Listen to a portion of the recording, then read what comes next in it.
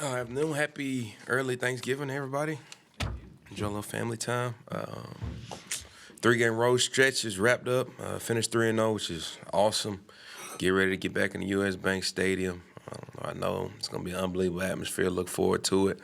You look at kind of I say week in and week out, it's hard to win this league. It's harder to win on the road.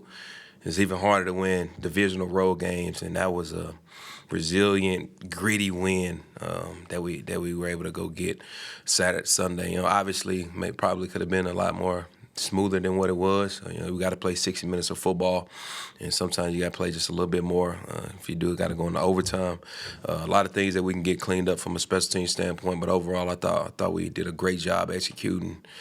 Played at a high level. We knew going into the game it was going to be a physical ball game, and more times than not, that's really what it boils down to when it comes to these divisional matchups, these divisional relationships. Is not so much about X's and O's, but more so, imposing your will and your physicality. Usually, typically in these type of matchups, the more physical team is gonna come out victorious. And I feel like our group really took a heed to that and really kind of imposed our will on those guys and just really kind of out physical them for 60 minutes there, 60 plus minutes. So with that, look to find ways to get better. But overall, I thought it was a good game. A couple mishaps we can get cleaned up. Obviously with the onside kick, and the kickoff return is just great job by those guys. So, questions.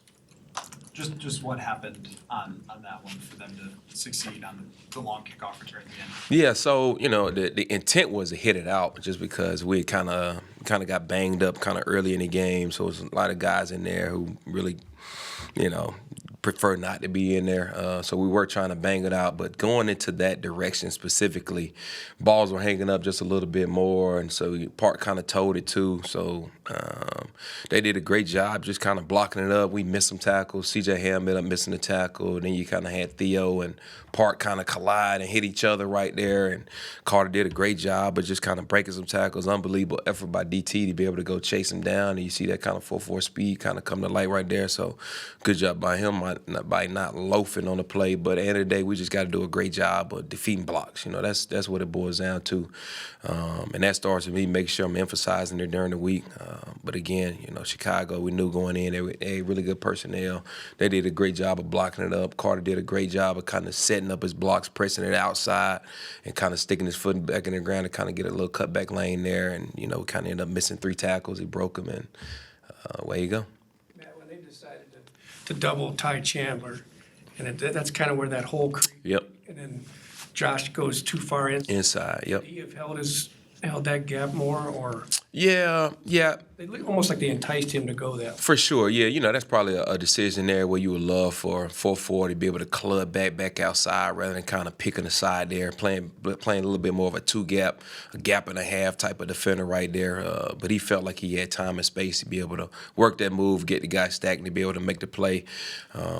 But, you would prefer for him to be able to club back outside. That way he'd be able to retrace back to go get the ball. You said when your intent is to kick it out, I know that they can see the guy, but whenever it doesn't go out and you guys are so consistent at knocking it out, is there any kind of surprise factor of we're actually going to have? Oh, no. The intent, we always just assume that every ball is going to get brought out, regardless of, and I never tell the guys whether or not we're kicking it out or not.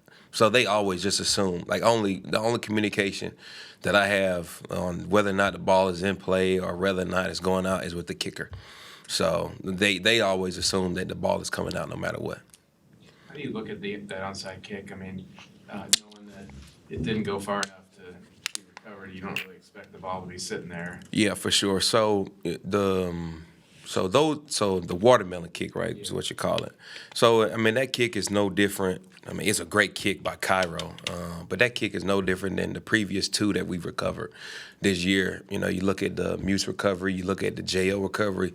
Both of those recoveries happened in front of the 10 yards that the ball goes. And the reason why you want to aggressively go and attack those balls is because if you allow the ball to travel 10 yards, because the idea is that you're trying to create this slow spinning ball that allows the kickoff team to get across the line of scrimmage to be able to box out the kickoff return team. So now they have a frontal position over the kickoff return team. So the idea is that rules say that the kickoff team is not allowed to hit us or touch us until the ball crosses 10 yards.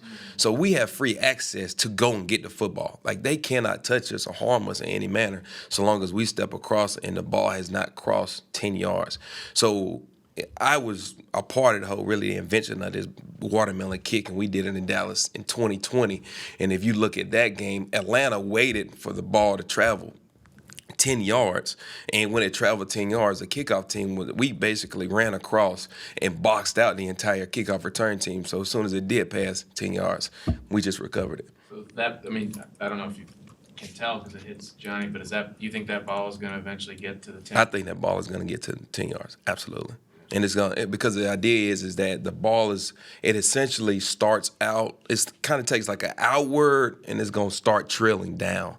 Yeah, so it's a tough kick, but I do think the ball for sure, because it looks like, all right, it's just kind of working its way like down the line towards a kickoff team, but that thing is going to tail back and it's going to start gaining ground. Just a freak thing that it hits him, or is he? Yeah, so Johnny just got to have some awareness right there. So he was just going to go block. He was just going to go block in any event of him going to go block. You know, he just didn't kind of see where the ball was at there. So that's kind of all that was. Yeah. Did he see the ball hit his foot? It almost looked like his head was the other way. Yeah, no, he didn't. He didn't, and that's the thing. I think he was just so locked in on going to go pick up his block that he didn't see where the actual football was at, which is why I ended up hitting him right there in the leg. But you know, at the end of the day, I got to reiterate to those guys again, like, whenever we get those type of balls, like, we are in full-on go and get it mode, regardless of how far it gets kicked. You know, because at some point, you know, at some point that ball is gonna start trailing and it's gonna work its way past beyond the 10 yards that it can travel. So how does he know to, because he was going to block, he wasn't even looking at the ball, it didn't look like it. Correct. So, you know, what's he supposed to do in that situation? Look at the ball, or go for the ball, or block for the guys behind him? It depends on how confident he feels in going to go get it. And when I spoke with him, he did not feel confident in going to get that ball. So if for whatever reason you do not feel confident that you can go and get the ball, let's make sure we get out of the way, one, and then two, we can go aggressively get our blocks. Is the coaching point he was doing what he was supposed to, like he was supposed to take the front line?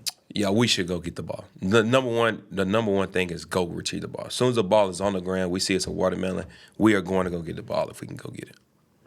We're not gonna wait. We're not in the waiting business to go get it. Would there be any situation where you would block inside that 10-yard zone, where you'd want a guy blocking? Yeah, if the ball is not near me, yes.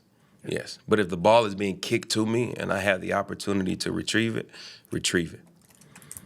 But if the ball is a dribbler and it's outside of me or inside of me and I'm not in a position to retrieve it, go block. And Matt, the field goal block by Tillery, was there anything you guys saw there in the attack you're giving that was similar to how Green Bay? Yeah, no, I think really that was more so of great execution by us, more so than a lack on their end. I think you really look at it, it was more so the amount of penetration that we got on the guys. I mean, really between JT, Redmond, and Heidi, we've been really emphasizing our field goal block over the past like 3 weeks now and post-practice work, and it really kind of paid off. We got great ball get off, great BGO right there, kind of, we worked our technique, and you really look at it, I mean, we got almost, ideally you want to get about 1.5 yards of penetration in order to have an opportunity to block and kick. We just ended up getting like 2 to 3 yards deep into the backfield right there that really allowed us to be able to go get that ball. I mean, I don't even think it was truly a low kick. It's just where we blocked it at. We were so deep in the backfield that we were just kind of able to get it. We kind of talk, penetration, separation, elevation.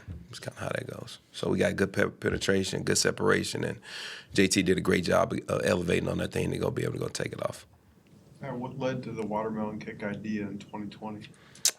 So I was with Zerline, and it really kind of started back in when I was in L.A. with Johnny Hecker. He was really the inventor of it. And so we were playing around with kind of ideas, me, Bones, Jeezy, and Hecker, on just kind of how non-traditional ways to be able to kind of hit the football right there. And the idea was, especially when they kind of removed the idea of being able to run, Like you eliminate, okay, you can't run anymore, and now it becomes standstill. How can we find a way to essentially get the kickoff team in front of the football, but be in a position to basically box out to keep the kickoff team from getting it? Because you see these, again, as you see these slow rollers, it looks like this ball is not going to get there, so let's just leave it alone. And surely enough, it's going to just work its way on down, and it's going to cross 10 yards. How do you kick it to make it look like that, but then still keep going? That's a whole nother Kevin. So it just depends on which way you want it to turn. So, there's if you hit the front of the tip, you can force it to come towards the 10 yards, and it'll roll back towards a kickoff team. Or what Cairo did is he hit it to go towards a kickoff team and roll slowly towards the KOR team. And so it's just a matter of whether you hit the front tip of the ball or you hit the back tip of the ball. But obviously you got to kind of put it slightly sideways too to kind of open up the face a little bit to be able to hit it. So it's just a matter of which one you want to hit, which one your kicker feels great about. But I mean that was a great kick too, because especially if you're able to get it outside almost the numbers. Like that's when it makes it really, really hard. So when your hands team sees like the watermelon kicks like set up, you want them to attack. Go get it, yeah. As soon as we see the ball is placed down on the ground, we all know that watermelon, and that's now activate any and everybody we're all ball guys. We're all ball guys at the end of the day because, again, they cannot touch us until the ball has crossed 10 yards. So there's no one impeding us from being able to go get the football. Last one I promise about the Yeah. Speak for yourself. Yeah, no, that's a good talk. Is Josh Oliver in Johnny's spot if he's out there? Johnny's normal spot. No, that's Johnny's normal spot. Yeah, so Johnny's been out there for every single onside kick. It just hasn't gone his way. So yeah, no, Johnny's out there. Yeah, he's out there. Didn't you guys try a watermelon kick last year? Yeah, we did versus Philly, and Greg Joseph hit the ground before he hit the ball. So yeah, that was an unsuccessful attempt. Are there any other cool ways to do an onside kick? I mean, Yes, there are, but I can't speak on that day. Yeah, next time. Maybe, hopefully we don't have to hit those, but if it does arise, then we can talk about that. As far as Parker coming through at the end, I guess just how you feel for him knowing that the journey he's kind of been on to be here to get that game-winning kick. Yeah, I tell you what, it's interesting because we were talking about it. Like, this is coming into this home game. This is going to be the first time he actually gets to hit indoors. He's hit basically 3 outside road games, and he's 8 for 8 or whatever he is, 8 for 8. Only missed 1 PAT. Again, this guy is exactly who we thought he was back in OTAs. Obviously, things didn't go his way, but I'm glad he was free. I'm glad he was able to come in and really show us in that workout that he is who we thought he was, kind of being just as consistent, guy who we can really appreciate it. We can trust to put out there in the most pressure situations. He thrives and lives in it and looks forward to it. But this guy has unwavering confidence, which is what you really appreciate about his kicker. But he's done an unbelievable job up until this point, and I expect kind of the same going to Arizona. And when Will comes back, or whenever that is, he'll be. See how it goes, but I think he has cemented himself and shown, the entire other 31 teams that he's capable of being one of 32.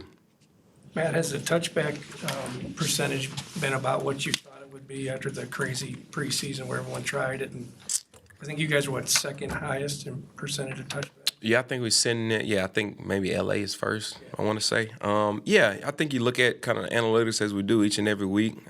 Right now, the return rate is sitting right around like 30%, 30%, which is about 10% more than what it was last year. So, we're kind of halfway through the season now. And as obviously the weather gets colder, it becomes more difficult to hit it out. The return rate is going to go up. So, I think you're kind of getting what you wanted to see in the play, at least from a return rate standpoint, with it being more than what it has been in the previous 3 years. So I think it'll be a couple tweaks here and there that we can make, but I think the play's going to be here to stay. And on the long return, did you say he just towed it, or was there something to do with the weather? Both.